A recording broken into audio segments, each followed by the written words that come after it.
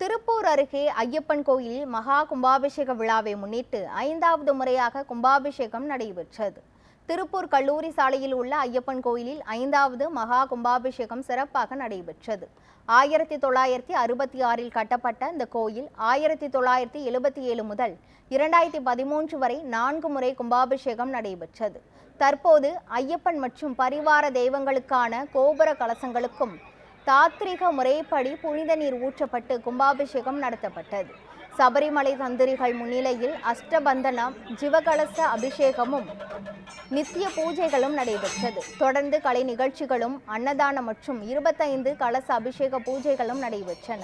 இதில் திரளானோர் கலந்து கொண்டு ஐயப்பனை வழிபட்டனர்.